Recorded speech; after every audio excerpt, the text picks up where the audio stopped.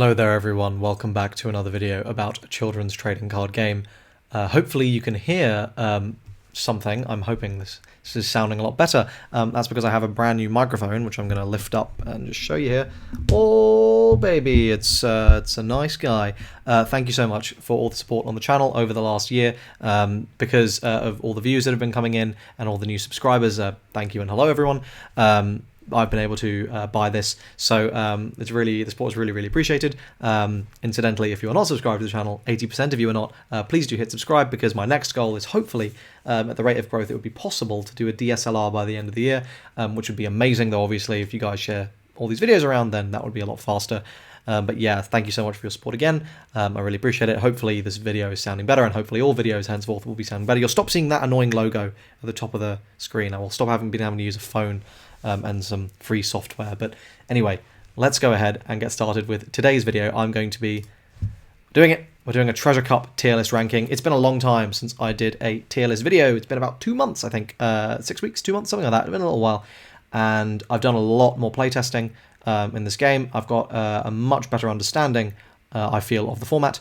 And as a result, I think this is going to be much more accurate. Quickly, I'll say I'm not putting Shanks in here because we do not have him. He's not legal for the tournament. We can put both of these guys in the trash tier. You are never playing them. Let's be real here. Let's move into playable tier. And I think this is how we're going to do it. We're going to go up in tiers like this. In playable tier, I'm going to put Blue Croc. Barely, really barely playable. Very much carried off the back of things like Centauru being such a powerful card that happens to work well in this deck, off of things like Missile Sunday being able to just recycle events being so good, and off of the fact it's a 5-life leader. And fundamentally, if a leader is monocolor, that's going to make it playable off on its own, because, unless you're king, because you are fundamentally having that 1 life leg up is really important.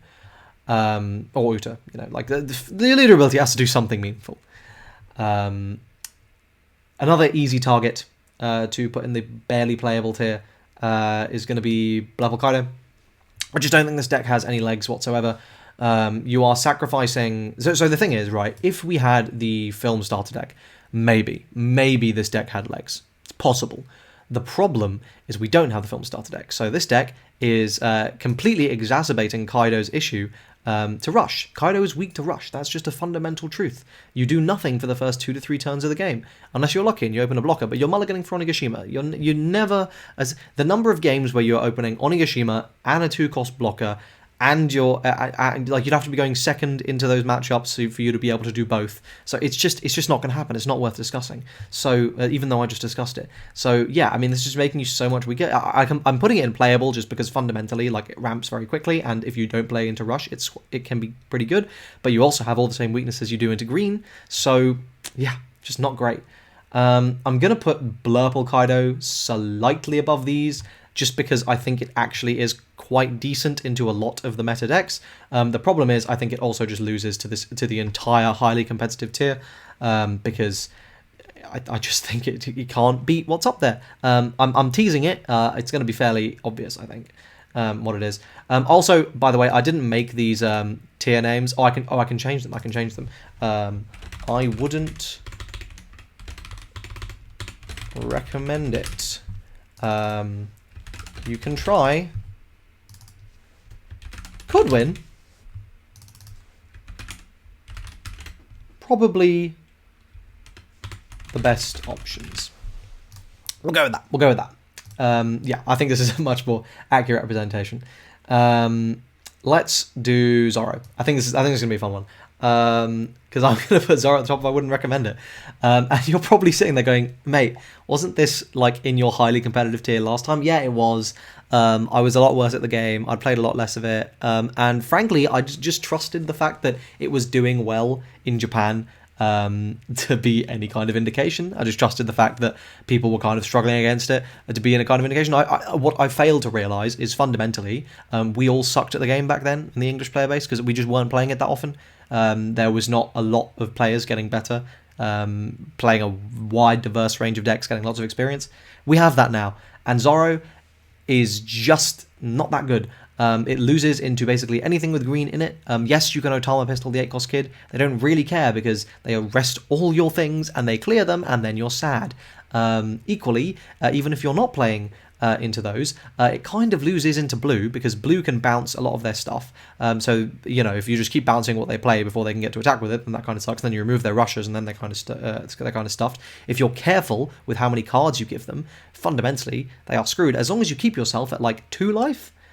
1 life is a little risky, but 2 you can do because, you know, you assume you're just going to have to take a random 5-drop Luffy at some point in the game. As long as you deal with it in the next turn and it doesn't kill you, then you're kind of fine. Obviously, Diablo Jambe is another thing to... So I'm not saying Zoro won't steal games. I will put it in, you can try. I'm being overly harsh. I'm not saying Zoro won't steal games. It definitely will, but it's not something I would want to take because I'm really putting myself at sort of the whims of fate, as it were. Speaking of whims of fate, I'm going to put Kaido up in could win. Previously, I probably would have put this up here. If we had had ST03, ST05, it really would have been up here. I can't really justify putting it above could win. And could win is kind of a technicality because Kaido really could win. You know, if the Kaido player just is god tier lucky, if they just see Onigashima literally every single game, then yeah, they're probably going to win because they have beat the Kaido variance machine. 65% of the time you see Onigashima if you mulligan your entire hand for it every game where you don't have it. That means 35% of the time you're probably losing, because as long as people know that, hey, Kaido kind of doesn't really like rush, and for the first few turns of the game they're kind of not really doing anything, so if you just go very aggressive into them, that can literally just let you set up to steal a win at the end of the game. The fact that they really do not have counter in hand, so they are so weak to red, 5-cost Luffy, Shanks, like all these dark guys just going, yeah, nah, Diablo Jambe. It's risky, but could pay off. You never know. So I've got to put it up there because it is a deck that you should consider. It's a deck you should test into. But I mean, there's only so much you can test into it because at the end of you got to learn how to rush it, basically. Learn the right way to rush it, because otherwise, yeah, it'll just sit there and it'll bully you. Doffy. I'm putting this in you can try because I think it is better than Zoro. But I think it just, like, it's going to depend on how much green you expect to see at your regionals, because Doffy can beat pretty much everything else. If your opponent puts an 8-cost kid in front of you, you just are not going to win. It's unless they don't have a single blocker backing it up, unless they have put no effort whatsoever into making sure that they can keep that kid around for even 1 turn, you're just not going to win. That's the fundamental truth. And it's like, or unless the kid player is really, really bad. Those are the 2 options, and you should not be going to an event expecting your opponent to be really, really bad. So, that being said, if there is basically no kid, or basically no Law, or basically no Odin, or basically no Luffy, well, okay, maybe we're cooking. Who's to say? But and it has a good matchup into other stuff, but just in general, I just wouldn't recommend it. Let's do another. I wouldn't recommend it. That's going to be Odin. And the reason for Odin is basically, this is a worse version of Zoro because it's trying to do rush things, except it negs cards from hand to do those rush things, and it doesn't have the same rush tools that Red has, and you're kind of in this really awkward position, and you can play Odin not as a rush deck, but then I would question why you're bothering to go with Odin, because you might as well just play Green Kid, because you're just not going to really make good use of the leader effect if you're not using it to get stuff out really early when it's really efficient. So yeah, doesn't really have much of a place, I think. Now we're kind of left with 3 heavy hitters, because this is also going to be I wouldn't recommend it. This is probably the worst of the I wouldn't recommend it. The reason for this is, if I want to do red Straw Hat things, I'm going to play red Luffy. If I want to do green Supernova things, I'm going to play Kid. If I want to do a weird mix of both, I'm going to play Law. So there's literally no, like, the aggression is just completely not there. This guy, fundamentally, right, like, a big play that people always say, like, oh, this is so good, right, you slam down 5-cost Luffy, you put a Don onto it, you put Dons onto it, and you swing with it, and then you restand it, and then you swing with it again with the kit with this effect. And I'm just like, yeah, but I can do that with more Dons in Law with the restander Law. So why would I ever do this? Yeah, it's just not good. I would not recommend it. Let's do another could win, and that's going to be red Luffy. And this is, I hold my hands up. Granted, I was talking about the deck without any of the promos we've had access to, like Law, like Beppo, like the 2k counter Luffy. Very important cards in making this deck playable, don't get me wrong. But I was still overly harsh in my previous tier list video, and for that I apologise. This guy is sick. Really powerful. It has a lot of a lot of that consistency of searching, and its whole game plan is not just go Ooga Booga Rush. Like, it can actually do things later on in the game. It's possible for the deck to do stuff, which is a wild concept for red players, I know, but it's pretty cool. I think Red Luffy is very scary, and if you've not actually tested into this deck and you see your opponent flip it up thinking it's going to be an easy game, you might get your cheeks clapped, so be prepared. But I think, to round it off, I think this is... I feel like we clearly have to put Kid and Law up in probably the best options, and really, I think Law is better if you're a better player. I think Kid is better if you are concerned about your brain power going into round 8. That's really what it's going to come down to.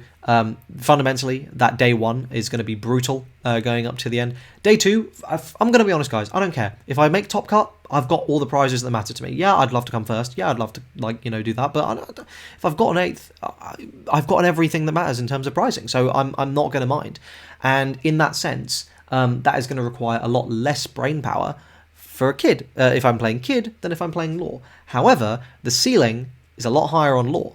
And it's worth saying, as a result, because of how difficult Law is to play, after the first few rounds, you're probably not going to see that many Law players, so the mirror match is less likely, whereas you're probably going to be playing that Kid mirror a lot. But if you're good at the Kid mirror, maybe that's a really good thing. Equally, maybe Law players are not testing into the Law mirror, so if you get really good at that, maybe that works out in your favour. I think there's a lot of pros and cons for both, and certainly, whichever one you took, I don't think anyone would be like, oh, well, why'd you take that? That's a bad deck. Anything in the could win, or the probably best options deck, I think is a totally reasonable pick for this Treasure Cup. The You Can Try is for the players who care a little more about fun than about being competitive, but they could potentially steal a top 8 place. I really don't see them making it further than top 8, but it's possible. Once you get to those best of 3s, the variance is starting to get cancelled out, and you can no longer rely on BS. Otherwise, I really wouldn't recommend anything in the bottom half of this tier list. You'll notice that is just over half the decks in the game I wouldn't recommend, and in that sense, about half the decks in the game not being horrible picks for a national scale event, 500-man event, it's pretty good. 4 decks being viable competitively, it's pretty good. Don't think I can complain. So frankly, I wish it was a few less, because it would make testing the format a lot easier. But there we go. That's it. This is my tier list. What do you guys think? Let me know in the comment section down below. Drive that algorithm. I'd appreciate it. If you enjoyed this video, please do like the video. Subscribe to the channel. As I said, 80% of you are not subscribed, so everyone who subscribes really does help. Number go up, me get DSLR faster, me look better, and you enjoy content more, hopefully. That's it for this video. Once again, thank you so much for watching. I'll see you guys in the next one. Cheers.